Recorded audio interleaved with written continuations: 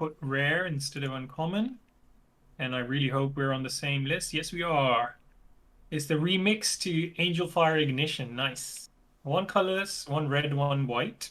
For a sorcery which says put 2+1/+1 counters on target creature. It gains vigilance, trample, lifelink, indestructible, and haste until end of turn. Okay, and has flashback for 4. Nice. I'm on board. Now this is the kind of thing you want in these two colors. I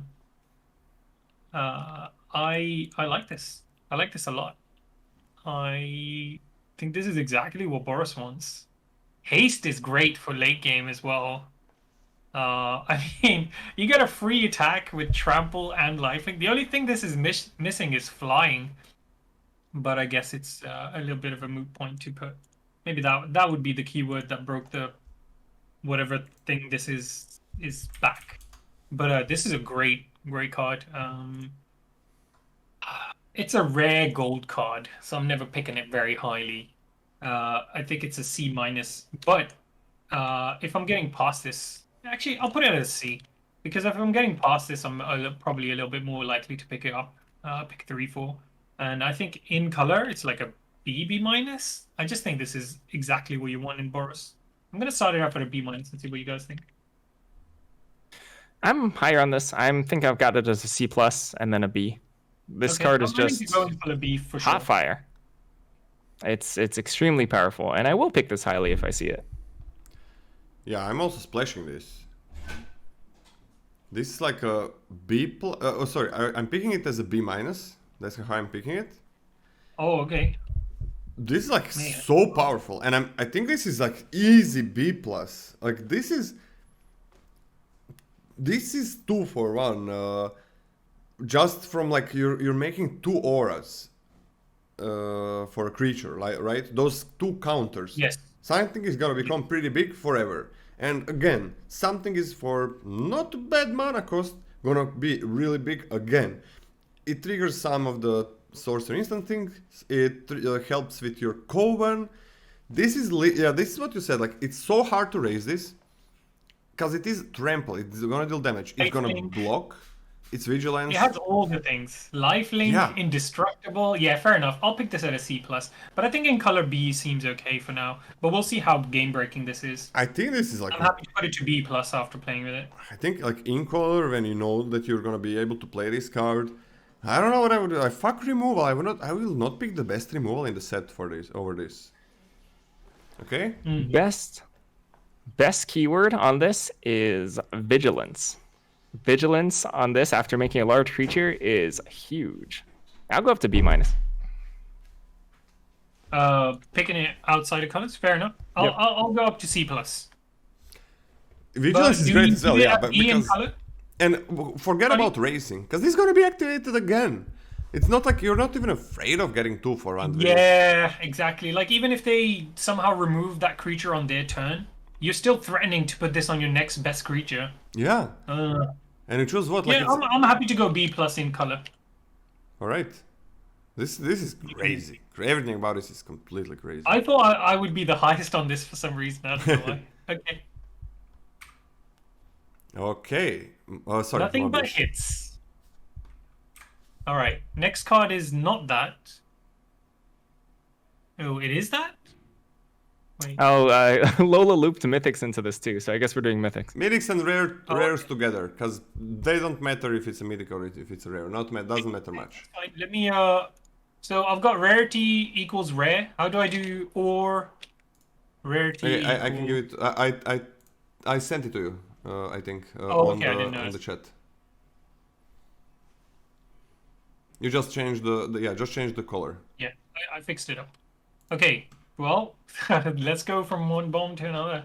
All in the Pack's Hope, 2 colorless, 1 red, 1 green for a Daybound Planeswalker with 4 loyalty and +1.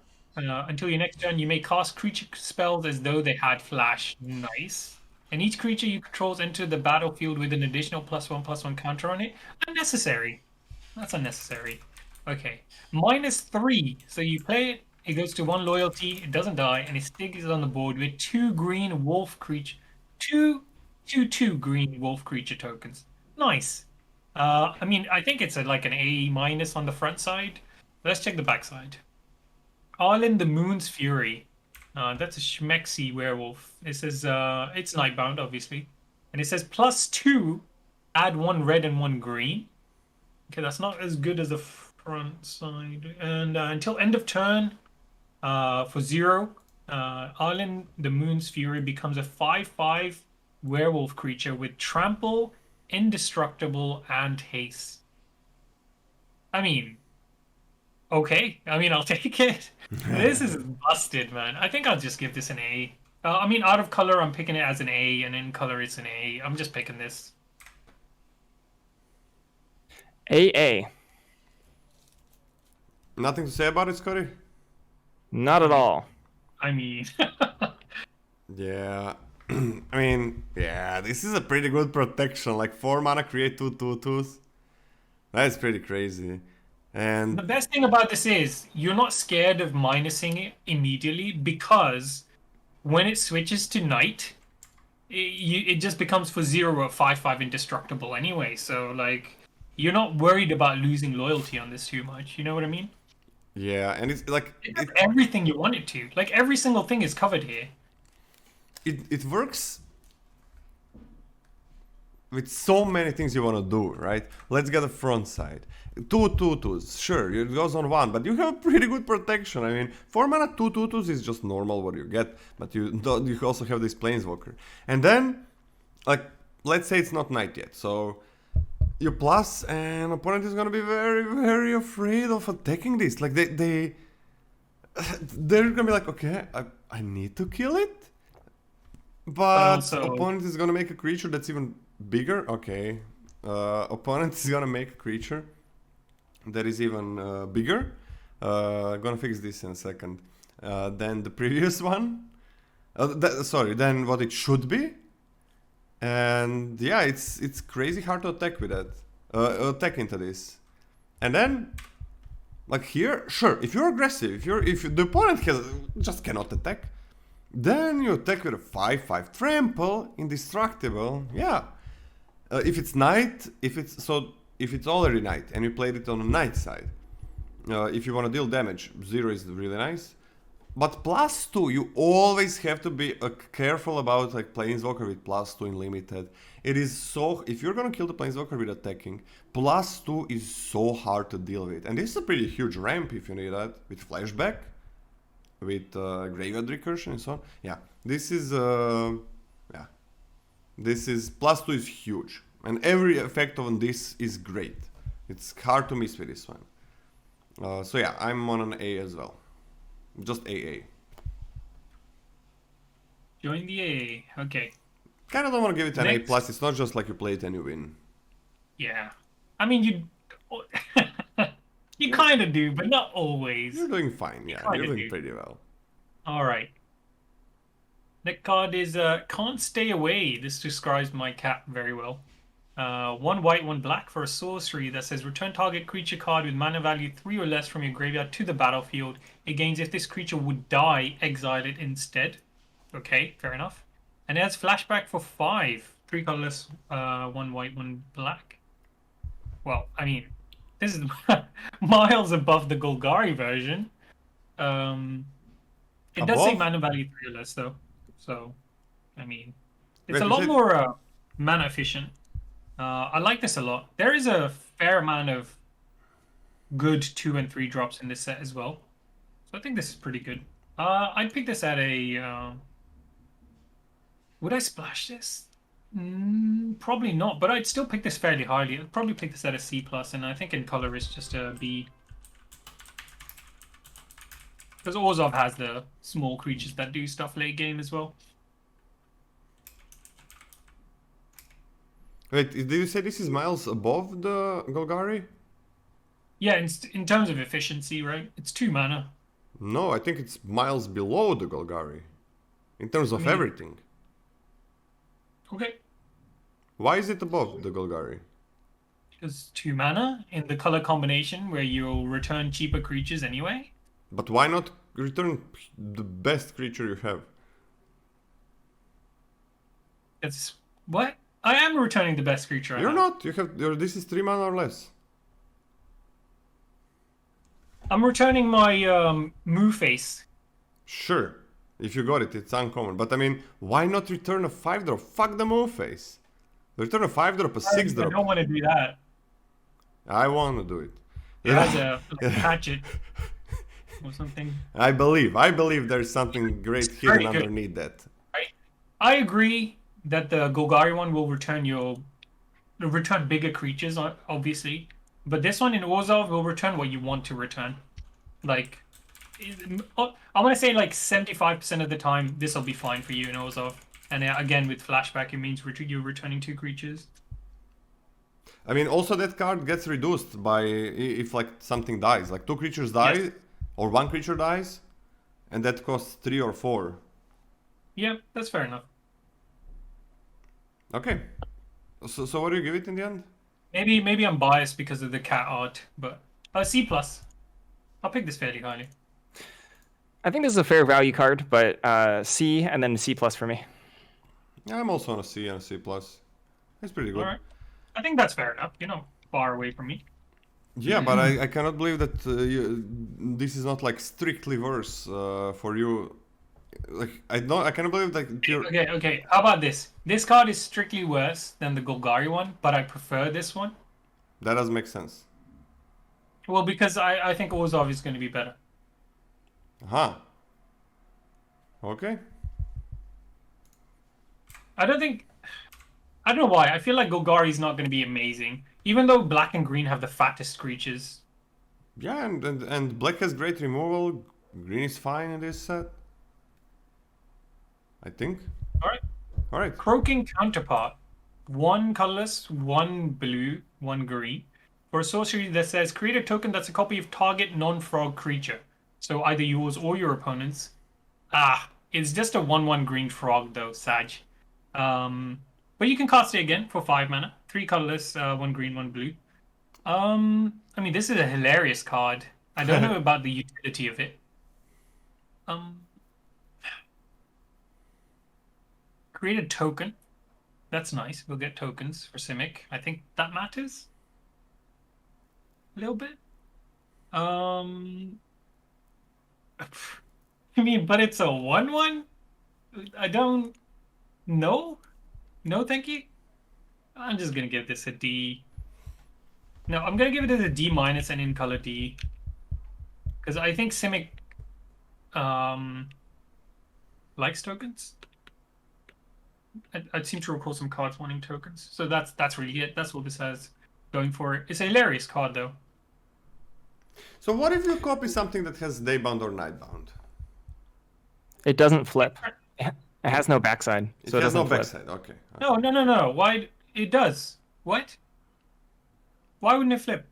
Because it has no backside. The token has no backside, so when it tries to transform, it just won't flip. Yeah, that's how it feels. So. Oh, really? Isn't it like? I guess because this is a physical game, isn't it? Like if this was a digital card game, it would flip, right?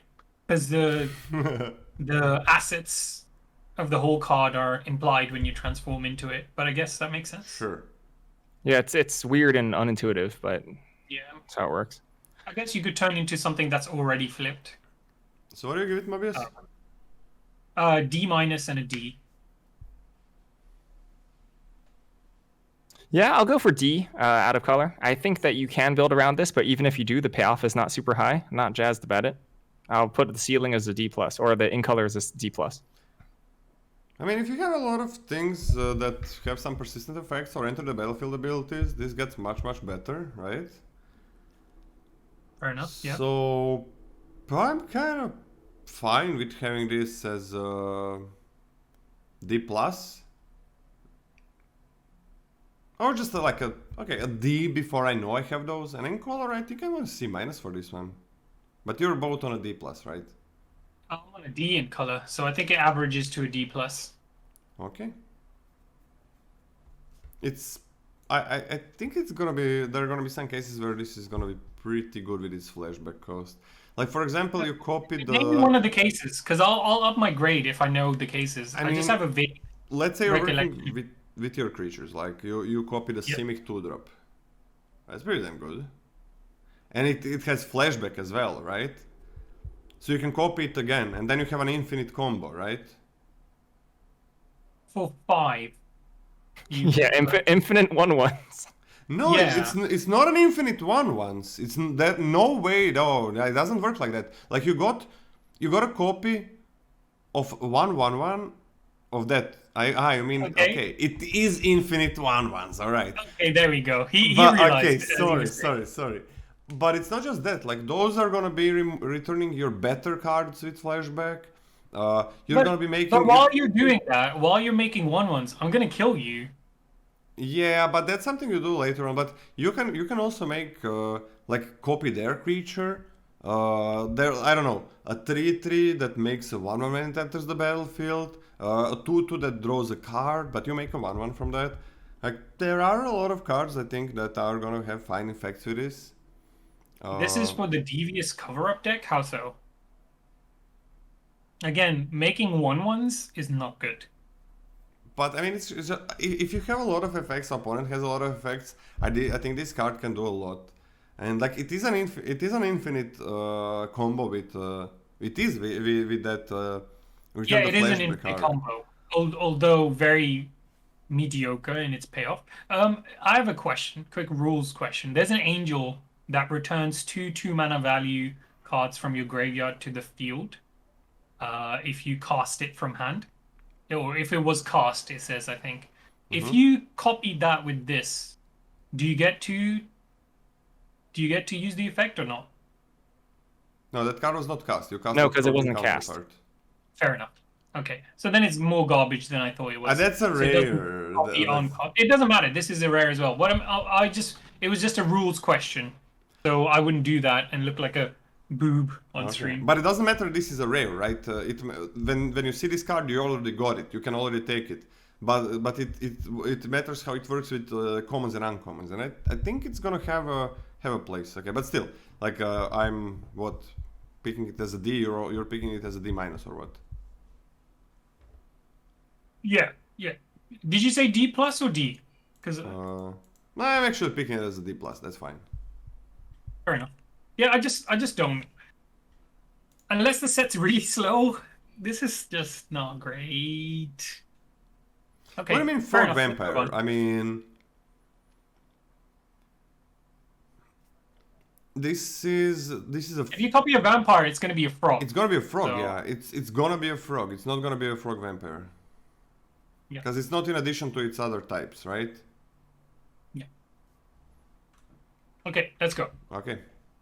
Next card is Denic, Pious Apprentice. It's 1 white, 1 blue for a 2/3 human soldier creature. It has lifelink. That's nice.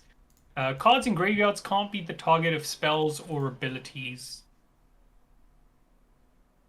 Does this turn off Disturb and Flashback? No. You're just No. casting those cards. But it only turns off Reanimation. Okay. And it turns off like things that interact with any interaction, like exile target card from the graveyard. So your things Yes. are gonna be safe. Yeah. Okay, that's fair enough. I mean, as Azorius, this is shooting, because it doesn't say opponent, this shoots yourself in the foot a bit as well, right? Why? Because you can't target your graveyard either. But what do you target your graveyard with? I don't know, Devious Cover, Okay, sure, Davis cover. like somebody in chat said, timely. All right, the flip side of it, you can cast it for its Disturb cost for 2 colorless, 1 white, and 1 blue for Denic Pious Apparition. See what they did there? It's a Spirit Soldier now. It's legendary still, and it's 3/2 instead of 2/3. Has flying, and whenever one or more creature cards are put into graveyards from anywhere, investigate. Investigate. We'll cover this once, I guess. It gives you a clue token, and you can sack it for 2 mana. And you draw a card, which is fine. Which is nice. Like if you mill yourself, your opponent mills themselves. You get, or if a creature dies normally, not tokens because they have to enter the graveyard, right? Tokens don't go into graveyard; they just die and disappear. So that doesn't work. But yeah, mill creatures that works. You get to get a nice clue token, which is nice.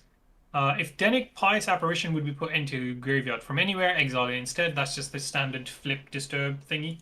I mean, this is fine. It's a 2 mana 2/3. Let's ignore the cards in graveyards can't be targets of spell because that's not great. Like it doesn't really affect the grade of it, I think. It's a 2 mana 2/3 lifelink, and you can cast it for 4 as a 3/2 flyer, which has a decent ability or a melee, which can happen. I think this is pretty good. I would pick this at a C plus, and I think in color it's like a B minus. Yeah, I'm a decent amount higher on this, but I agree with everything said. This card's gasoline, but actively draws me into wanting to be white-blue if I open it. I think it's just extremely powerful. I'm going to put this at a B minus out, and then in color, I think it's like a B plus. I agree completely with Scotty. Yes. Okay. I agree completely with Scotty. Like 2/3 lifelink is great for 2 mana, and for 4 mana, like it's so you got a great 2-drop already, and when it dies, like for 4 mana you expect a 3/2 flyer, and it can also block, right? And yes. And when this creature dies, if they just kill it, you're getting a token, so it's gonna replace itself again. So that's already 3 for 1. Oh wait, exile it instead. Okay, my bad. When it dies, it's not gonna be put. Yeah, it doesn't trigger itself. Yeah. But you're usually getting at least 3 for 1, and everything is fine on curve. Like 2/3 lifelink is really good for 2 mana. So yeah, B minus in color, B minus just how high I'm picking it, and yeah, definitely B plus in color. Not a bomb, but just amazing. Self mill all of a sudden is gonna gain you cards. Opponent self mills, you gain cards. You self mill, you gain cards. Things trade, you gain cards. You kill things, the opponent kills things, you gain cards. It's really, really good. It's just a beautiful card. I think the front side is okay, Daryl, but I think the back side, flying 3 power, is really good. So I think that's what pushes up to a B minus. It is 4 mana, so 4 mana is something you expect for a 3/2 flyer, but it's a flyer you're getting after one of your best 2-drops died. Yeah. Alright. Next card is Dire Strain Rampage. It's a sorcery for 1 colorless, 1 red, and 1 green, and it says destroy target artifact, enchantment, or land. Land? If a land was destroyed this way, its controller may search their library for up to 2 basic land cards, put them onto the battlefield tapped, then shuffle. Otherwise, its controller may search their library for a basic land card, put it onto the battlefield tapped, then shuffle. And it has flashback for 5, 3 colorless, 1 red, and 1 green. Huh. So this is a lot of text, but basically what this is saying is you either ramp your opponent by killing their artifact or enchantment that's cucking you somehow, which I can't imagine there is. And the second option is to hit your own stuff, your own whatever you got, usually a land, to get 2 lands instead. Because you're not hitting your opponent's land ever. I mean, this is pretty trash. I'm gonna give this an F. I don't think I'll ever play this. It ramps you for 3. And fixes? I guess, but in Gruul? Yeah, maybe D minus then. D minus and in color D, slightly higher, because I mean in color is weird because you know what I mean? In color means you're playing Gruul but also splashing. That's what that means. So I don't know if I should even give it an in color grade, but D minus D, and there was one more thing to say about this. Oh, so there's no sideboard grade for this because it's trash as a sideboard. So yeah, D minus for me. There's probably a case where you're leaning pretty heavily on green, right? Maybe have like a couple cards in red, maybe a couple like removal spells or burn spells or whatever, and then you're still just trying to play the 5-color green game, and then you see this like 8th pick, and you're just like, okay, sure, I guess so. I mean, I don't know how do you guys usually rate like 3 mana fix and ramp? Pretty bad. Yeah, it is pretty bad. But also multicolor 3 mana fix. Yeah, and multicolor, ramp. absolutely. Usually it's single color or no color. It's if you're being spoiled by wizards, it's no color. Yeah. By what? If you're being spoiled by... Oh, no, you're talking about 3 mana, not 2 mana. No, 3 I mana, thought you 3 meant mana. Envirosciences. But it's so But the it has nice werewolf thing power. about the flashback, the nice thing about a flashback is, okay, sure, it can remove the lands and so on, but the nice thing about it is that you're casting instants and sorceries, which might matter, but it's that you can remove the opponent's artifact or enchantment. Like in the late game, who cares if they get that 1 mana? You're ramping and fixing, and then you're removing an artifact or enchantment. There is that 5/6 to remove, which people I mean, are you're gonna thinning have. their deck of lands. So I think that's slightly irrelevant. It is, but And wrapping them. late in the game, if this card that did some work before Sorry. is gonna remove their artifact or enchantment, even if it's 5 mana, it does something, right? So I don't think is that bad. Like I am picking it on a D minus, but I kind of like it as a D plus in color. Like and again, if you're fixing ramping and so want to fix, it's better. But yeah. It averages out to a D in color because I gave it a D.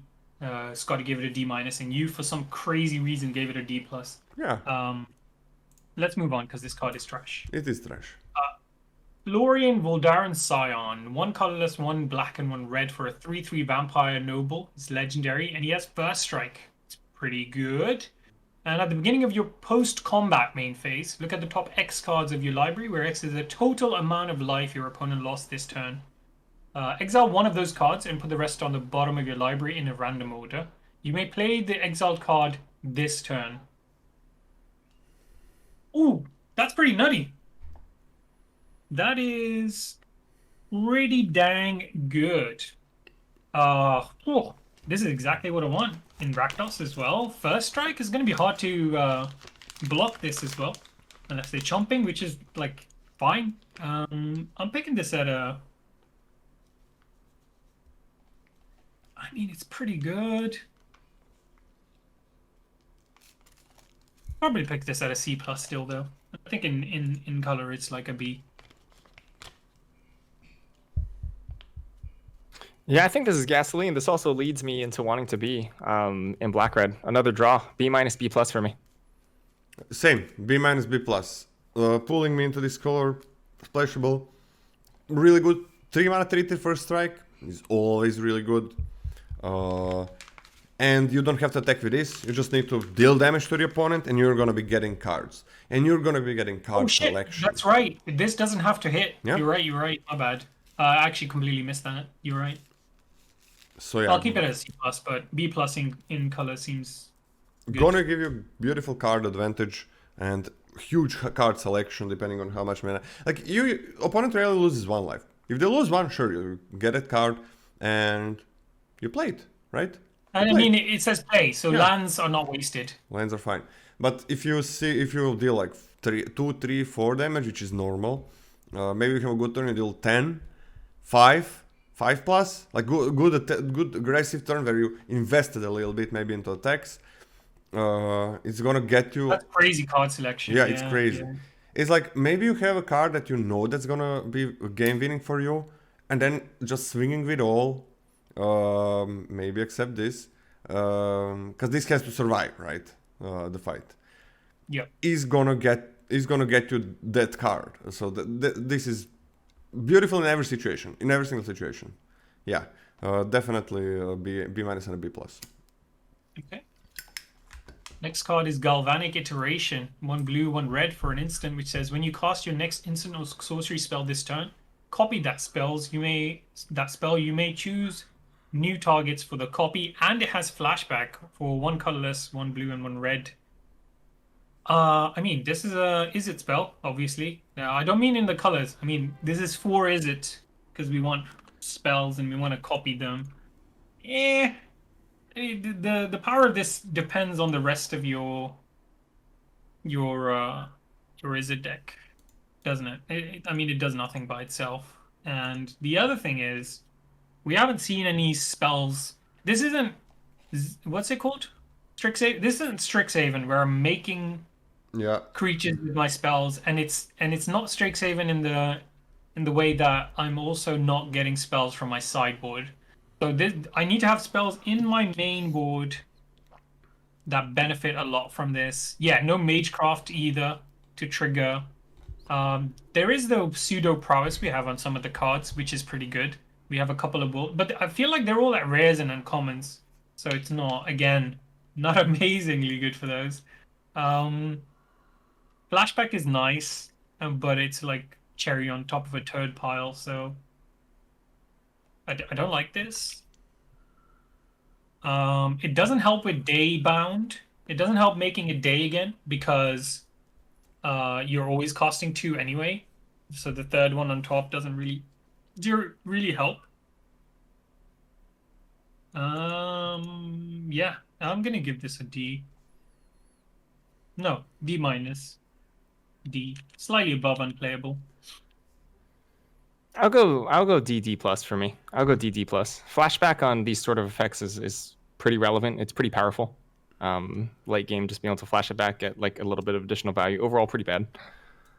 Yeah, I'm on a D plus with Scotty as in color grade, but on a D minus is how how high I pick it. Even if I am it, I'm gonna be waiting to see if it works. But yeah, flashback is fine. Definitely better in Strixhaven. Definitely worse, I think. But then the sorry, what was the name? Fleeting Vengeance, something like that. What did it do? Same thing, but it's only in red, and it copies twice. When you pay 5 mana from the graveyard. Increasing Vengeance, yeah. Increasing Vengeance. I think that was Yeah. much better in that set. I mean, that card was very good. So yeah, and it was in a perfect set. So yeah, D minus but D plus in color. Okay. Next card is Ghoul Caller's Harvest. It's 1 black, 1 green for a sorcery, and it says create X 2/2 black zombie creature tokens with Decayed, where X is half the number of creature cards in your graveyard. Rounded up. And it has flashback for 3 colorless, 1 black, and 1 green. Not bad. The first time you cast this is only 2. If you have 3, you get 2. So we're looking for odds, right? So 3, 5, you get 3. 5 is a lot. 4 is still 2. Decades, if you can do something with them, are great. Which I think Golgari can make use out of their zombie tokens as well. And obviously flashback is great. I think this is a fair card. Obviously really late game, 7 mana. You actually just make as many zombies as you have creatures in your graveyard, right? Which is fine. You mean when you cast as a flashback cannon? Yeah. So you just cast it and then cast it immediately again and have like a huge army of zombies, right? Yep. And then your opponent has to do something next turn. Or you attack in with your little army. Having said that, again, Decayed means you're not playing this on the defensive because they don't do anything. Unless you're somehow in 3 colors or splashing 1 color to play the corpse thingy. Stitch corpse, something. I don't know. This one's hard to rate for me a bit. It can make big swings late game. You can go really wide suddenly. But I don't know. It's not. It doesn't pull me in Golgari or anything. I think I'll pick this at a D+. And I think in color it's pretty decent. I'll give it a C+. Yeah, this one's tough. This is some tough business. Yep. The Decayed zombies on their own are not phenomenal, right? And it actually takes like a pretty decent engine of getting creatures into your bin for this to actually be a pretty powerful finisher. I don't love it. I'll take it at a clip of a D, and I think in color it's probably more like a C for me. I was taking it as a D, and if you got a lot of self-mill, that's much better. But I'm gonna take it as, I think it's a C minus on color, if even, like maybe a D plus. What do you Mobieus give it in color? I gave it a C plus. Scotty gave it a C. So if you give it a C minus, it's just gonna average to a C anyway. Oof, I really don't want to get the C in color, but okay. I don't know, this effect decay, they cannot block at all. This doesn't affect the board in terms of blocking at all. It's gonna be one attack, better that it's worth it. I'm taking this as a D minus actually. I'm just taking it as a D minus. Even in a heavy self-mill deck, like are you really taking this? Like as a C and a C plus? Like Yeah, you've talked me out of it. I'll go C minus on the sealing grade as well, or in color. I would like D plus, but C minus seems sold. It's fine. It's just like if you're behind D minus or D plus? if you're behind, this does nothing. This really needs to win you the game, or you need to have some crazy sacrifice going on, and you still don't only need that. You still need a ton of creatures in your graveyard for this to be worth it. Is there anything? I don't know this, but is there any card, uncommon or common, that rewards you for playing, for creating creatures? Like that they do something on ETB, the zombies? No. Like ping your opponent or something? No. Well, then it's not going to be great, is it? Okay, fair enough. It's just not overall a mediocre card, even though the art is spectacular. You want to go down to All D plus, Mobius in color? Yeah, can do. I mean, I'm not excited by it. You really talked me down about it. I was envisioning some turns like really late game where you could swing with a whole horde of zombies, which sounds cool. But yeah, if you're behind, it's basically dead. Imagine playing like a common 6-drop for a late game. Yeah, that would just be better in it. Yeah, yeah. All right. Next card is Hallowed Respite. 1 white, 1 blue. For a sorcery, it says exile target non-legendary creature. Then return it to the battlefield under its owner's control. If it entered under your control, put a +1/+1 counter on it. Otherwise, tap it. And it's a sorcery, so you can't use it in tricksy ways. It does have flashback for 1 colorless, 1 blue, and 1 white. I don't think that makes it much better. I think this is pretty trash. Unless I see a lot of ETB effects in Azorius, I'm just not going to play this card. I think this is a D minus from me, and in color probably D.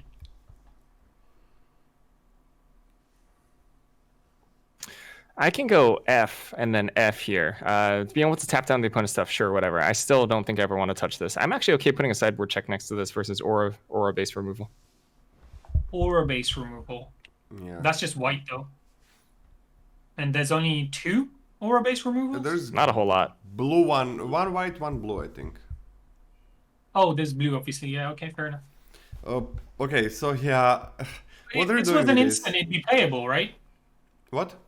If it's an instant, it'd be quite good, I think.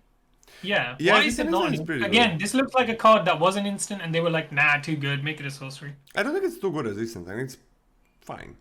The thing about this is, alright, let's envision. ETB effects, Mobius said it.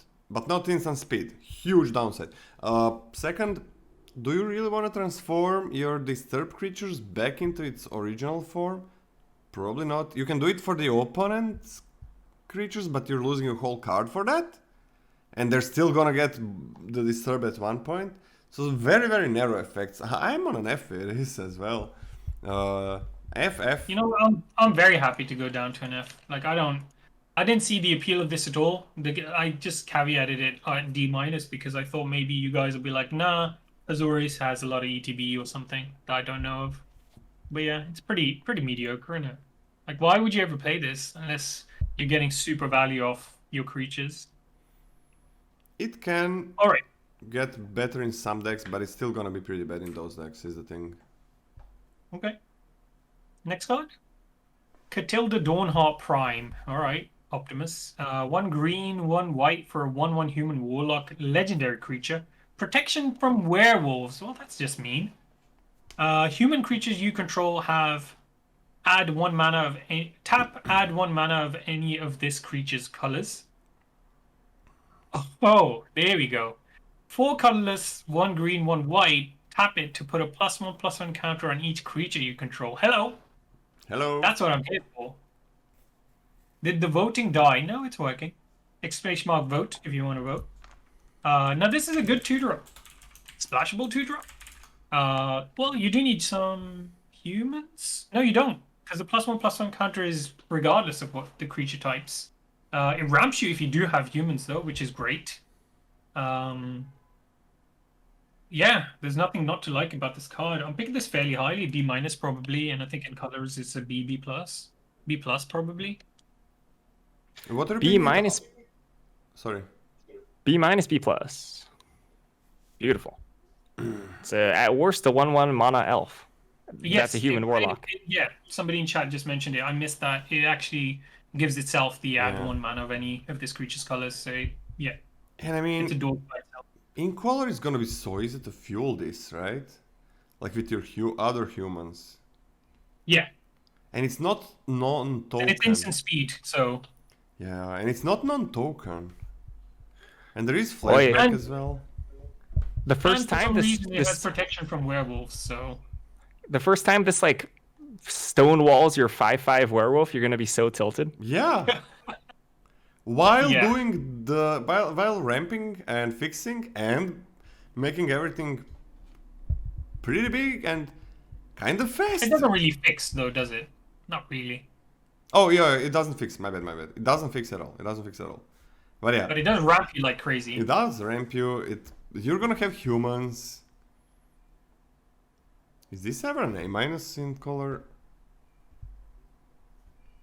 I mean, I'd be hesitant to give it a bomb status without having played the set at all, because it might just be way too slow. I'm picking this as a B. It's gonna really pull me into this color and a high B plus in I agree with you, high B plus, high. But Fair I'm enough. picking this as a B. I'm just picking it Good super times. highly. All right, let's move on. I think this is Liesa or Lisa, whatever. Lisa, Forgotten Archangel. 2 colorless, 2 white, 1 black for a 4/5 legendary angel creature. It has flying and lifelink. Done. Oh no, wait. Whenever another non-token creature you control dies, return that card to its owner's hand at the beginning of the next end step. Okay, that's good. If a creature an opponent controls would die, exile it instead. Oh, okay. B plus. In color A-. This is a bomb. I played this. I A- screwed everything. A-. Yeah, I'm Card's picking this just as an A- as well. bonkers. And easy A in color. This is crazy. Like this card on its own is like 4/5 flying for 5 is huge. It's huge. It's Lifelink. and lifelink on a flyer that's that big. This is It's a rare. a rare. Exactly. This is a rare. Wow. Shouldn't be a rare. This shouldn't be a rare. This is bonkers. Remember Trawler? This is completely busted. Yeah, and it's not only like huge and extremely powerful. It also like just by its stats and keywords, it's gonna finish the game. Yes. You also return the creatures and your opponent. Goodbye disturb. Goodbye graveyard recursion. You need to deal with this, or you'll lose. You need to deal with it, and if you don't deal with it fast enough, you just get opponent. You attack with everything. Opponent blocks. You get it back. Shit, this is so good. Wow.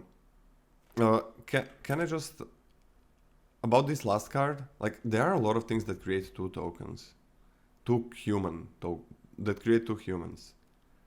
Do you think that makes it an A- in color?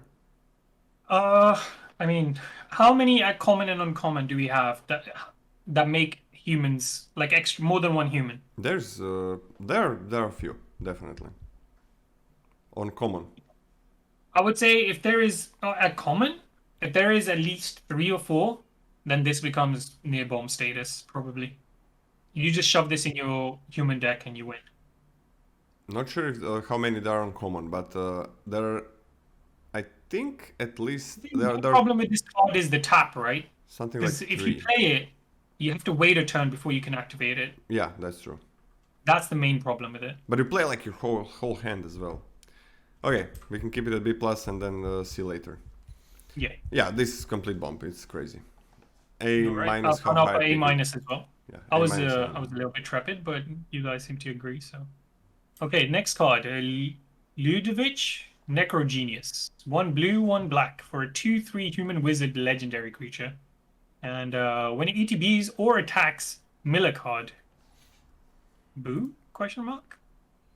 X blue blue black black activated ability. It says exile X creature cards from your graveyard. Transform Ludovic. X can't be 0. Activate only as a sorcery. So minimum 5 mana. Exiling 1 creature. And it transforms into Olag, Ludovic's Hubris. It's a legendary zombie creature, and it says, as it transforms into Olag, Ludovic's Hubris, it becomes a copy of a creature card of a copy of a creature card exiled with it, except its name is Olag. So the exiled creature can't be there already, it has to be exiled with this. Except its name is Olag, Ludovic's Hubris. It's 4/4, and it's legendary blue and black zombie, in addition to its other colors and types. Put a +1/+1. Put a number of +1/+1 counters on Olag equal to the number of creature cards exiled with it. So at minimum, this is a 5 mana 4/4. No, 5/5. 5 mana 5/5 zombie something something something something. Your best card in your best effect. It doesn't even matter what the stat line of the card that you exile was, because you just want the effect, right? Do you get the effect? It becomes a copy. Yeah. Wow, that's pretty powerful. And the front side is fine. 2 mana 2/3, and I guess Dimir wants to mill, so that's great. Oh, this is pretty powerful. Exile X creature cards. It's 4/4. Mill is great. Self mill is great. What do you think about that, Mobieus? Self mill being great. Well, I hate mill, but I reluctantly admit that it's good. Nice. Flashback disturb. Yes. Yeah, that's too much. There's too much graveyard synergy in this set for it not to be good. I mean, this mills you on ETB and attacks, so that's a lot. Late game, it's great. You don't need to tap it, so you can transform it immediately if you have the mana. Wow, just a good card. Gets back your best effect. I think it's huge that it's always a 4/4 no matter what you copy. So you can 5/5. copy a small thing and just get the best text on a card. It's always a Which is- 5/5. Sorry, 5/5. I keep saying 4/4 because it's a minimum of 5/5. Obviously, if you have more mana, it just becomes bigger and bigger. I'm gonna give this a high B plus. And in color? I don't know if I can give it a bomb status because I don't know. I mean, it enables the whole archetype of Dimir, which is great. But it can't just die to Doomblade, so I'm gonna stick with B plus both sides. It's just very powerful, and I would first pick this. I would pick it immediately if I saw it pass to me and go into Dimir. Yeah, like it's just powerful. Yeah, nothing to add. Super strong. B plus for me. Yeah, just great 2-drop. 2 mana 2/3 always welcome. Milling is good. And this effect is really nice. This is non-splashable. I never splashed this. But yeah, just give it flying. And you got a 5/5 flyer. That's a lot. So that's pretty good. I'm not picking it that highly though. I'm gonna pick it as a B minus. But yeah, I'll go down to a B. it needs some work, but it gets all of those nice effects. So yeah, I'm on a B plus as in color grade. Fair enough. Good card. Very interesting as well. Yeah. The way this works.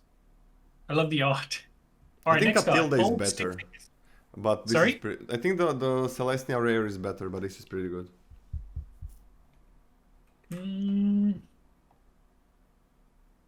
Yeah, it's just more synergistic, isn't it? The Selesnya one. It's just Yeah. more powerful, I think. And it doesn't just buff itself, it buffs the whole board. Board, yeah. Although on an empty board, this is stronger than that. So Yeah. okay, old stick fingers. X mana cost 1 black, 1 green. Star horror legendary creature. Okay. When you cast this spell, reveal cards from the top of your library until you reveal X creature cards. Put all creature cards revealed this way into your graveyard, then put the rest on the bottom of your library in a random order. Okay. Old stick fingers' power and toughness are each equal to the number of creature cards in your graveyard. Why are they so scared these days, wizards, to just say in both graveyards or in all graveyards? Wait, power and toughness are equal. You want it to be equal to number of creatures in both graveyards? Yeah. What the fuck for 2 mana? Well, it can't be 2. Oh, it can be 2. It doesn't say X has to be more than 1. I mean, I don't like this. I mean, it's good, but I don't like it. I don't like milling myself of all my creatures. But I guess late game you can just play it and make it a, I don't know, 5/5 for 2, which is great. I'm picking this at a C plus, and I think in color is probably like a B minus probably. I think even in the late game, like just shredding off cards off of your library is like pretty good. In the meantime, you'll hit some flashback stuff. Hopefully, you'll hit some cards that actually have incremental value in the graveyard, etc. So, any non-creatures go back into your deck. Yep. Oh, really? Sorry, Yeah. I missed that. My bad. Yeah. My bad. Still, yeah, some amount of value. Specifically removing creatures from your deck, which I don't think is great always. Yeah. No, you're right. Still fine. No trample, no nothing. So I'm not incredibly excited about this. I think this is probably like a C and a B minus. I'm not super excited about this card. Like, okay, you gotta be careful how much self-mill you have and how fast you're gonna get or card draw or how long the game is gonna take. Because you play this, sure, you can exit for something to make it bigger, but then you really don't want to get to that pile of cards that you just put on the bottom. Because they're gonna have more lands than they would have had otherwise. In those bottom cards. If you shuffle your library as well, if your X is too much, like I don't know, maybe you played say X4, if you shuffle the deck or you get to that part of the deck on the bottom, it is a weaker deck than what it would have been without you playing these cards. So that's something to note, with a lot of self-mill as well in this set. But this grows, right? This is not just put that many counters, whatever. This does grow, so I'm fine with this card. Picking it probably as a C minus and a B minus in color. Okay, so we're sticking to B minus in color. Yeah. Gonna be back in a second. It doesn't feel right for me to be the highest on a mill card, self-mill card. Although I wanted to know, I feel like that card, Old Stick Fingers, is good as a splash in Demir. Feels. Demir has some disturb, right? Or is disturb just Azorius? No, blue has disturb. Yeah, so Demir seems like a better place for this than just Golgari. Or a splash either, even. Alright, next card is the real deal. Ram Carolus, Stalwart Slayer. 1 colorless, 1 red, 1 white. For a 2/3 legendary human knight creature. It has flying and haste, great. If a spell would deal damage to you or another permanent you control, prevent that damage, just prevent it. If a spell would deal damage to an opponent or a permanent an opponent controls, it deals that much damage +1 instead. Nice. I mean, I don't know what more I can ask of a 3-drop. I'm going to pick this at a B minus, and I think in color it's just a B plus. I go with B minus and B. Hyper efficient, not like super incredible in terms of value scale. It's not going to like crush the game necessarily on its own when it comes down, but super efficient. Yeah, I'm very happy with this card. Yeah, I know I'm not gonna splash it, but I mean, from sideboard I am gonna splash it. Like if I face this is actually splashable from sideboard. Very interesting, because it does shut down the red removal completely. And they have to remove this. What? They have to remove this before they do anything else to you. Oh yeah. It shuts down. You can protect this. Yeah, but they can remove this. That's true. Yeah, I guess they can remove this, but then there is not. It's like Tajik, right, in that aspect. But it's really good in color. Like it's a 2/3 flying haste is already really nice. Like 2/3 flying for 3 is usually nice, and it makes your removal better. Your opponent removal, some of your opponent's removal worse. Maybe, hopefully, definitely against some decks, you play more against like I don't know, 3 to 10 deck, 3 to 9 decks in your draft run. Pretty good. I'm not picking it super highly. It does make all of that removal with flashback better. Right now we have 1, like deals 2 damage. Not sure actually if there is more, but yeah, it's 3. That's a huge boost. There is not many things that deal. There are no things, right, that deal damage divided like the magic missile. Okay. I think so. That doesn't help there. I don't think there's anything like that. Somebody in chat asked me why I've got this at a B- when I've got the Florian, not Fiora. That's what I got. Yeah. Florian, Voldaren, Scion at C+. Because flying is better than first strike, and that's basically it. Flying is better than first strike. Wait, what was the other card? Florian. Although I'll admit I'm probably lower on Florian than I should be. But Florian is just much better than this. Like, it draws you cards as well, like huge card selection. I mean, you got me. If I'm giving this a B-, that should at least be a B- as well. You're right, chat. Yeah. I'm on Why do you have a nice voice? I don't. I'm on a C for this. Is that a goose horse? I think it's a stork horse. No. Is it stork? What's this thing called? I have no idea.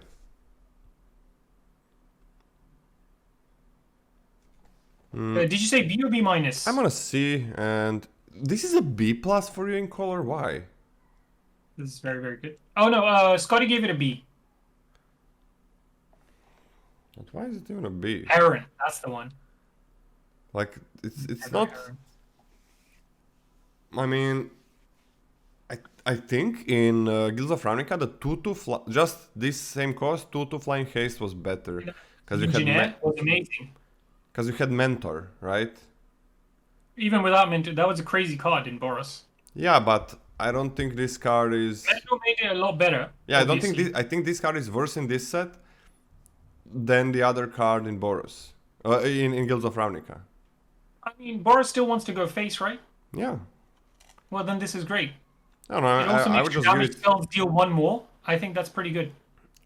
I would just give it a B-, but if you're on that, I guess you're giving it a B overall. Yeah. But you're picking it only as a C? Yeah. This is never gonna make me go red and white.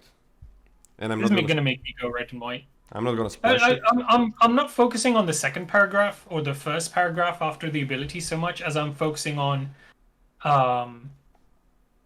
the dealing damage to your opponent +1. I think that's super relevant, right? In Boros. I don't know. It's good. It's a good card. I think it's just overstarted and nice, but I don't think it's anything that special. Yeah, just a B- is a really good card, but yeah, that's what it would be for me. Fair enough. But what can you do? Speaking it as a C. Next card is. I mean, I guess we'll find out, right? We'll find out how good Boros is in this set. Definitely. Rite of Harmony, 1 green, 1 white for an instant, which says whenever a creature or enchantment enters the battlefield under your control this turn, draw a card. And it has flashback for 4, 2 colorless, 1 green, 1 white. So this replaces itself early on in the game, because I doubt you're casting more than 1 creature or enchantment after you play this. And I guess late game it's a bit harder to do, but you'll be super flooded out, and at that point you play it and maybe draw 2 cards with your little 2-drops and stuff. Yeah, that's okay, Lola. We're gonna take a small break after gold cards anyway. Scotty wanted to break, and I want to break to get some food as well. But yeah, I'm not super impressed with this card. I don't think I want it. So I'm just gonna give it a D. I guess in color, D plus. Although with tokens this works pretty well. Nah, still D plus. This is so expensive. So expensive. It's pretty close to an F for me. It's pretty close for an F. I hate this. You know what? Bravery. I'm F. F. I don't want it. Okay. I'm on a D minus. That's what I was though. I'm on a D minus, this D is a minus. crack card, so. I'm on a D minus, D minus. Flashback helps it not become an F. D minus, D minus. All right. Actually, that gives it a D minus in color because both of you are so low on it, which means I'm D out of color and it's D in color. I'll go to a D minus. You guys hate it too much. All right. Next card, Sigarda, Champion of Light. 1 colorless, 1 green, 2 white. So 4 total for a 4/4 angel creature. It's legendary. Looks amazing. Flying Trample. Frample, the good old Frample. Humans you control get +1/+1. That's huge in Selesnya. And it has Coven whenever she attacks. Look at the top 5 cards of your library. You may reveal a human creature card from among them and put them into your hand. What? And put the rest on the bottom of your library. Okay, well that's eh. It has to be human and it goes to your hand. But oh sorry, let me explain Coven, Bash. If you control 3 or more creatures with different powers, look at the top 5 cards of your library. There you go. This is a good card, obviously, because it's a 4 mana 4/4 flying with trample. It anthems your humans, which is huge. That Coven ability is pretty trash, but it's trash on pile of a really, really strong card. So, I mean, it's either a high B plus or a low A minus. How bomby is this card in Selesnya? Well, you need a board, otherwise by itself, it's a 4 mana 4/4 flyer. Again, you need board for both the Anthem effect to be good and for obviously Coven to activate. I'm going to give it a B plus. Actually, yeah, it's going to be a B plus, B plus. I'm not going to give it a bomb status, but I'd like to see what you guys think. I'll go for a bomb status, A minus, A minus for me. I think that the floor of a 4/4 flyer that's a little tough to cast is quite strong. +1/+1 to humans is not something to be sneezed at, especially in these colors. That's highly impactful. That's basically like has immediate board impact. It also has Coven, which says that if you control 3 creatures with different powers, it does stuff. I'm done. Yeah, this is beautiful. There are a lot of humans in this. Like just 4 mana 4/4 flying trample is amazing. And then making humans bigger, amazing. And then, sure, like Mobieus said, if you just had this on a bad card, this effect, it's like, I don't know, let's see, maybe. But this is gonna take, it's like 4/4 flying trample. This is not like, oh, does opponent have a bigger thing? Probably not, there's a flying trample. Doesn't matter about trample, but flying 4/4. So, yeah, and this effect is amazing on this card, because everything is great about it, and then it provides you value. Yeah, I'm picking this not as a bomb, because you really want to be Selesnya for this.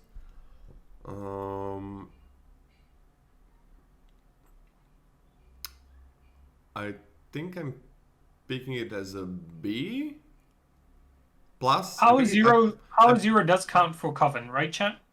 Yes. Right, Scotty? Hello? Yes. Yes. 0 counts. Just I'm picking it clarifying for chat. I'm picking it as a B plus, but I think it is A minus in color, definitely. Okay. I'll stick to a B plus, but yeah, I guess I mean A minus in color, maybe not. We'll see. It's not as straightforward as like the angel, for example. That's like much easier to give bomb status. It's just a better. Yeah, card. that one you just look. Oh, that one you just look at and you're like, yep, it's pretty good. All right, Siphon Insight, 1 blue, 1 black for an instant, which says look at the top 2 cards of target opponent's library. Okay, commander card.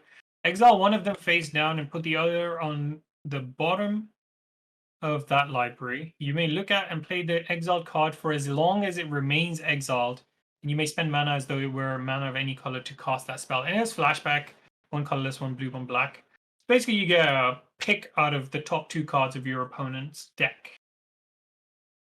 I guess the sad thing is you're putting the worst one on the bottom of their deck, not on the top. You can get a land, which is, I guess, fine. But overall, nothing to write home about. It's strategic insight ×2 with slightly less selection. I don't know. It's bad. I'm picking this at a D, and I guess it's like a D+ in colors. It's all right, but not great. Yeah, I'll go for D+ in color, or sorry, out of color, and it's a little better. I think it's a C- out of color. In color. Sorry. It's okay. You just got it the wrong way around. It's fine. This is Thief of Sanity, but for poor people, Explode. Yeah. For very, very poor people. So okay, you get 2 cards for the price of 5 mana in total. Pretty bad. I want divination. You have card selection, sure. From the opponent's deck. From the opponent's deck. It's weird. I think it's weird that it says 2, not 3. Like, it doesn't bother me. It's just this weird in it. Like, they obviously decided, oh, the regular 3 cards that you usually look at, it's too much for this card. Because, like, it's fine on Thief of Sanity and all the other ludicrous cards like that. But on this card, it's too much. It's fun. 2 times you get to look at the top 2 opponents' cards. That's fun. It is definitely fun. But I mean... Yeah, the annoyance factor for your opponent is high. You don't want to look at your opponent's deck. You want your deck. Your deck has synergies for your cards. You have a game plan. You don't know what is the opponent's game plan. Like, this set is very synergistic. So opponent is going to have synergies for his deck. You're going to have synergies for your deck. Another problematic thing is, you play something with Flashback. Oh, hello. It goes into opponent's graveyard. They can recast it. You play something with Disturb. When it dies, it goes to opponent's graveyard. They can recast it. So you're not even getting 2 cards for the price of 5 mana. You're getting less because you're giving opponent's cards. Horrible. This is absolutely horrible. D-, I mean, it does gain you 2 cards, I guess. So D- and a D-, and I don't see anything about it. Why? In a pretty high power level set. No, the card goes to the graveyard after it's used. So, yes, it goes to the graveyard at one point. The card that you're gonna be selecting. So, you gotta be careful what you're getting. So, you must avoid certain cards. Like, you cannot just take the best card. You must avoid some of them. Okay, what did you give it? D-, D-. Okay, that means it's got an overall grade of D+. What is it? It's like exile a card from a graveyard from your opponent. I gave it a C- in color, so I think that averages out to my D+. All right, next card. Okay, just 1 second. This is not even like exile from a graveyard, because you're exiling from the library. They didn't even draw it yet. They didn't even get it yet into the graveyard, and you're losing a whole card if that's what you're gonna be doing. Like, everything is horrible. Plus, you don't know. With the graveyard ones, you know what you're taking. You know what I mean? You get 2 random cards to look at, and you choose one of them. With the ones where you exile from graveyard, it's different because graveyard's open information. Anyway. And you don't want to be using a whole card to exile something from a graveyard, for sure. Yeah. Even if that's what it is. Alright. Next card is Slogurk the Overslime. Slogurk? 1 colorless, 1 green, 1 blue for a 3/3 legendary ooze creature. It has trample. Fine. Whenever a land card is put into your graveyard from anywhere, put a +1/+1 counter on Slogurk the Overslime. Beautiful. Well, there we go. Self-mill. Good. Remove 3 +1/+1 counters from Slogurk. Return it to its owner's hand. Sure. Whatever. When Slogurk leaves the battlefield, return up to 3 target land cards from your graveyard to your hand. Also fine. The middle paragraph is pretty meh. The top and the bottom are I mean, the main one is the top one. And the last paragraph is like, meh. Or the last, I don't know why I'm saying paragraphs. It's 1 sentence. The last line is fine. This is a good card. It's a 3-mana 3/3 with trample that grows in your self-mill deck. This Will this make me go to Simic? Again, I'm still hesitant on Simic, so probably not really. So I'm picking this as probably a C, and I think in color it's like a B. I don't mind those grades exactly. I'm not super jazzed about just diving in to 2 colors just for this. So C, B is fine.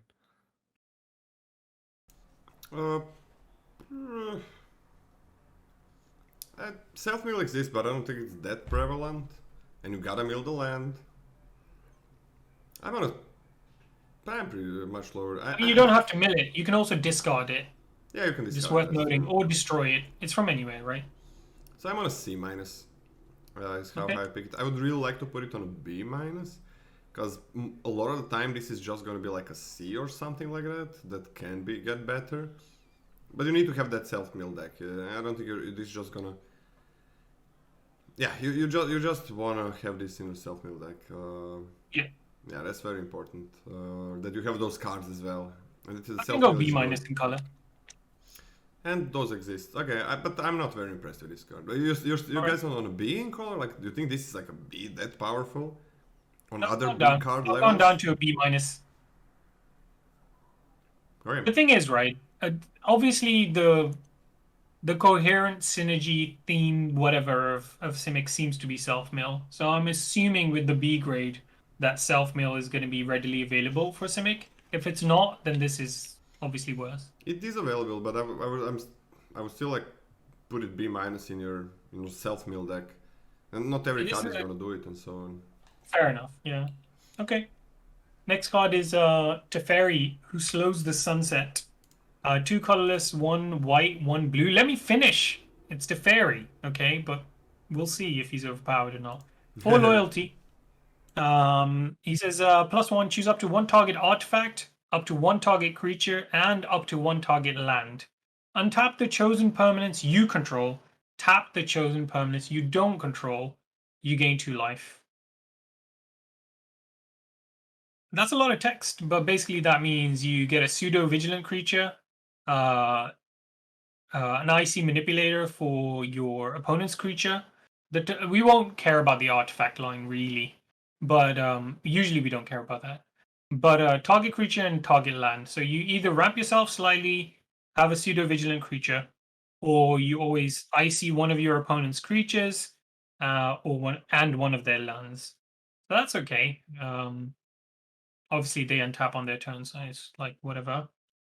-2 is look at the top 3 cards of your library, put one of them into your hand and the rest on the bottom of your library. I remember when this used to be a +1 ability. -7, you get an emblem with untap all permanents you control during each opponent's untap step, and you draw a card during each opponent's draw step. Wow, this is the weakest Teferi I've ever seen. A totally fair Planeswalker. The -7's decent. Not game breaking. I mean, I think I'll give this a B, and I'll give this a B plus in color. I mean, yeah, it's a B plus in color. Still a planeswalker they have to deal with it eventually. I think I'm going to be a lot lower on this. I'm not sure if the games of Limited are going to lend itself to just playing like a 4-mana card advantage engine, even if you can ramp yourself, even have a decent amount of utility. I think it's relatively hard to protect. I think the impact isn't super strong, and I think it's relatively slow. So I'm actually going to go for CC+. Yeah, that's kind of a problem. Like, it really... The protection... It doesn't provide basically any protection for itself. Untapping a land is nice, because it can ramp, so that can lead to protection, but it's just one.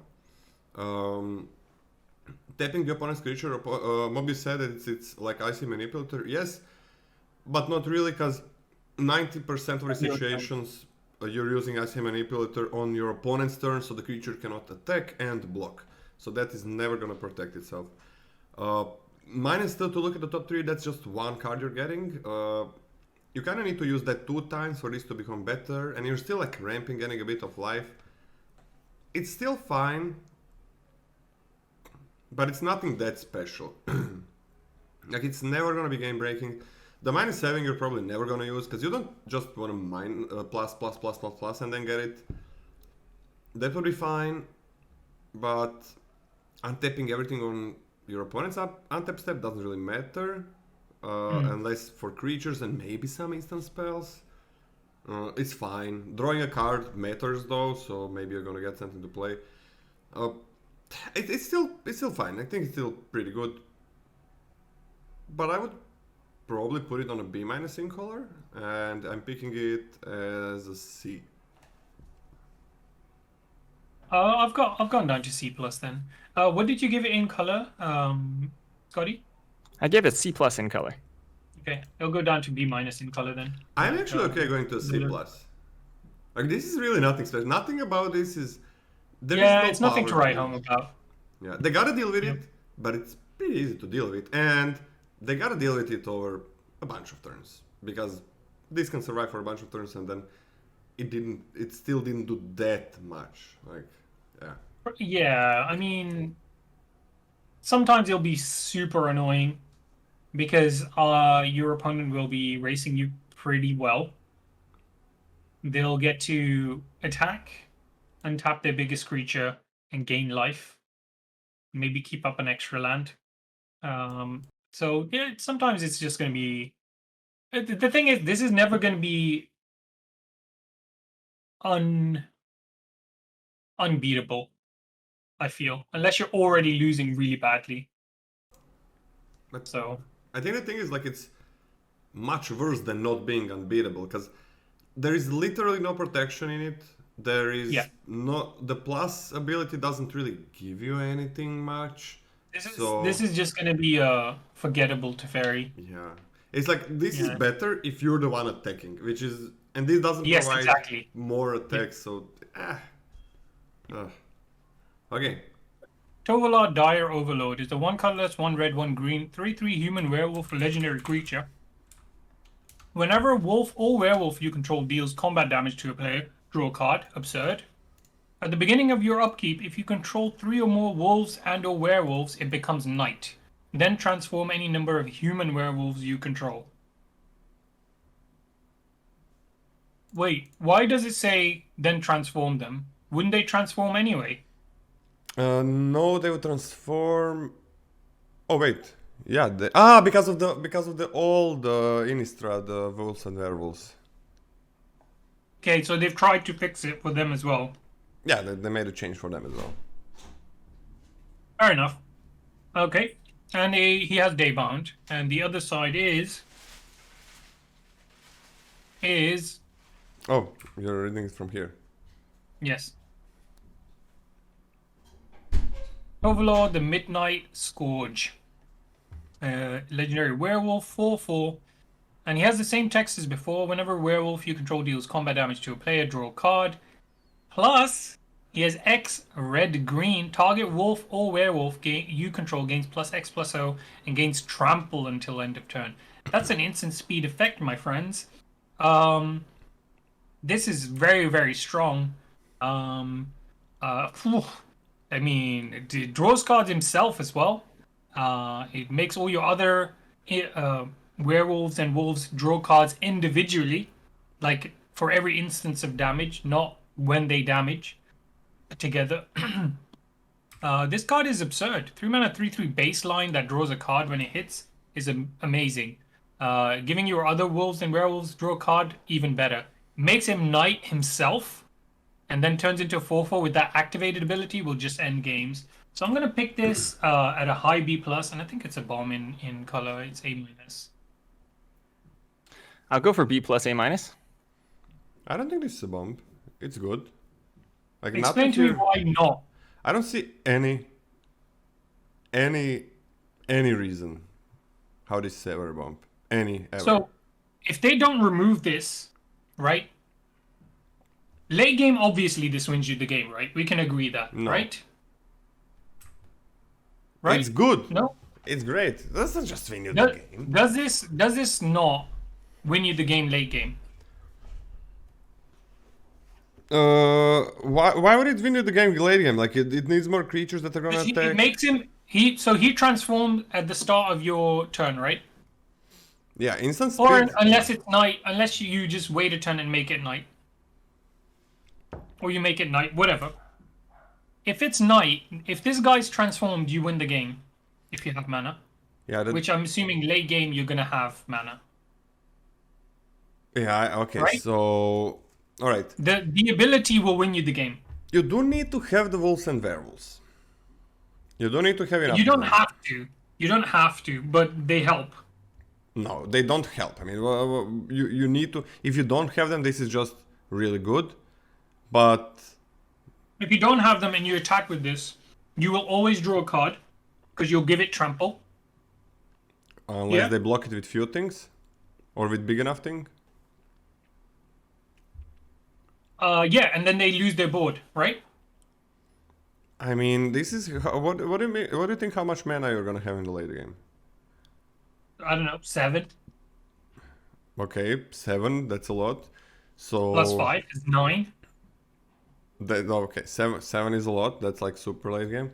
It's... Yeah. It does draw you a card, but that ends the game. Well, yeah, they'll lose their board in return for trying to stay alive. I mean, it's 9, trample, it's big, but... And you cannot play anything afterwards. But is this... That really ends the game? I don't know, I think this is a high B+. I think this card is amazing. It's gonna be great. You're not gonna be splashing it, though. As I'm gonna be splashing basically any other bomb. I mean, it's great. It needs other things to be completely amazing. To start replacing those cards, dealing that damage. This is amazing, but okay. I am picking it as a B. So you're splashing Sigarda, but you're not splashing Tovola. Sigarda is the Celestia one, right? Yes. So I think Celestia one is more powerful in Celestia. We should be careful. Yeah. I think Celestia one is more powerful in Celestia. I think it's 4/4 flyer is just gonna end games on its own, and making your board just a lot of your board in Celestia bigger. It's gonna be so crazy. I think it's a bomb just because it's so good in its colors. Splashing, right? And I'm probably not gonna splash that. Probably not gonna splash her unless of course I've what is it? Double white? What was it?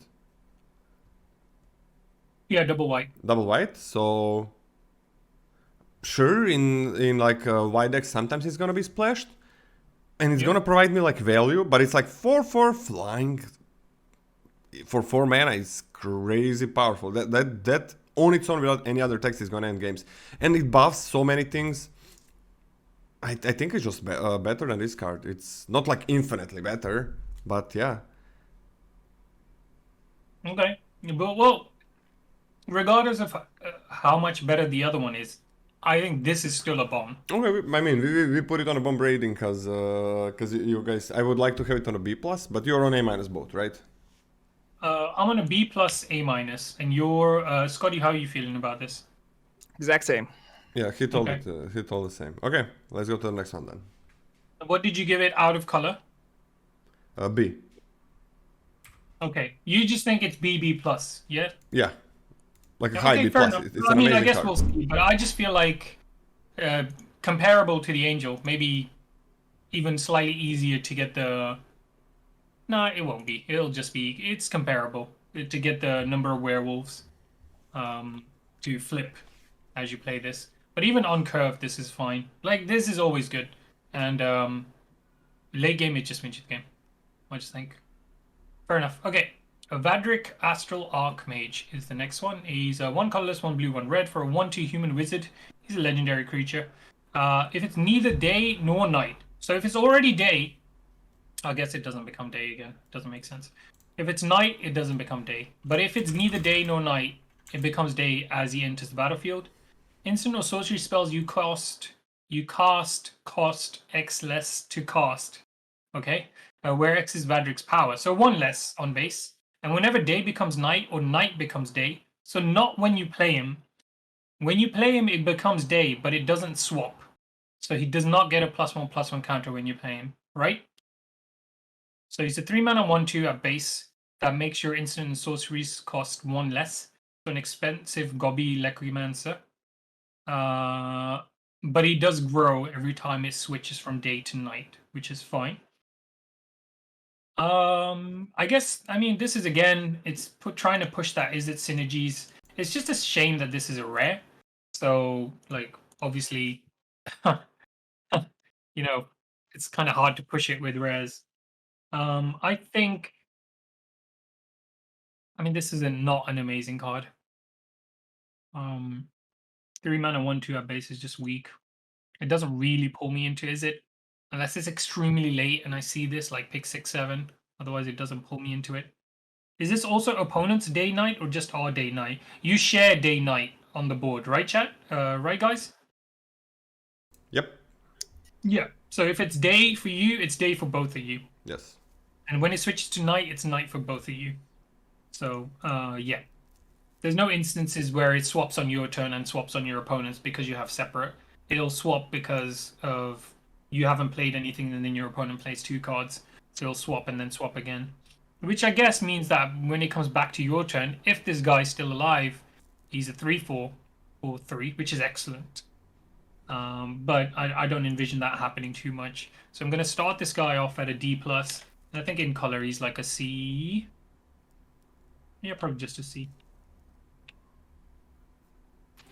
All right, don't love it. Stat line, super important, incredibly important. The fact that it takes a while to get going is the most important thing for me. I'm going to put this at a D-, and I think in color it's probably a D+. Same. D-, D+. Okay. Even lower than me. Yeah. D-, D+. 1/2 is so weak. And you gotta work for it to become a 2/3, which is so weak. Effect can be nice. Like lowering something for 2. You can let it become night and then play instant speed cards for 2 less mana on their turn, but how many are you realistically gonna have? Like, this can have a higher ceiling, but again, very late into the draft, you're gonna be, yes, I'm picking this card. And being more happier than a D+ for it. It's funny because I thought I was being really harsh on this card. But apparently not enough. Oh, I would love this. I would love this if it was a C. Sorry, a 2/3. Or if it was a 2-drop.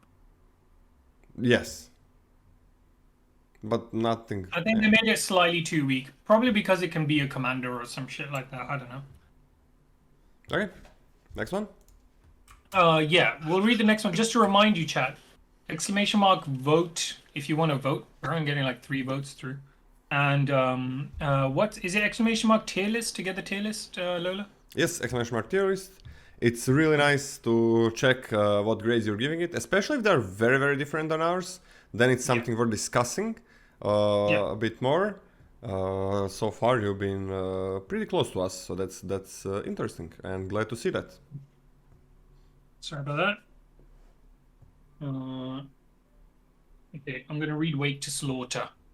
3 colorless, 1 black, 1 red. It's a sorcery, and it says choose up to 2 target creature cards in your graveyard. An opponent chooses one of them. Return that card to your hand. Return the other to the battlefield under your control. It gains haste, but you exile it at the beginning of your next end step. That's the end step of that turn, right? Because this is a sorcery. Yep. It also has flashback for 4 colorless, 1 red, and 1 black, 6 total. Just 1 more than its initial casting cost. That doesn't change the fact that this is an atrocious card. You need 2 good creatures in your graveyard for this to be playable. Because if you only have 1 good creature, your opponent chooses whatever's best for them. For you to be able to, for you to have to cast that creature again, or for it to be on the board and exile itself at the end of the turn. So this is a pretty terrible card in my opinion. I guess in Rakdos it will have some synergies with vampires and their ETBs and hitting your opponent and stuff like that. However, it's expensive, which then just knocks it against the aggro Rakdos deck or whatever. So I'm just going to start this off on a D-, and I guess in color it's a D. But I don't want to be playing this card, really. Gonna quickly go wash my hands. I'll be back 2 seconds. Go ahead. Scotty? Sure. I don't love this card. I can just go. as Mobius said, I think the most important thing is that you have to have 2 high-quality creatures, and then having 2 high-quality creatures, then 2 high-quality creatures again. Not super easy. Don't love it. I'm going to go for a D and then a D+. I'm also on a DD+. The small problem with this is that you gotta exile one of them. This could enable some interesting combos if that one creature wouldn't get exiled. Because then like you have the 4 mana red card that gives you back a sorcery, instant sorcery from your graveyard to your hand. So yeah, if it just died, that would be pretty cool. But yeah, other than that, this is pretty shit. And Chad is on point so far as well. The funny thing is, well, not funny. The other thing to mention is, if it didn't exile, you would get to choose that as a potential option next turn as well. Yes. But because it exiles, you have to have another 2 creatures in your graveyard, which should also be good. It's just a lot for the... Yeah, like, it is a lot. I guess. Not easy to have that many creatures. Like, if it's just a 2-drop, you're very unhappy, and that's what's gonna be a lot of times.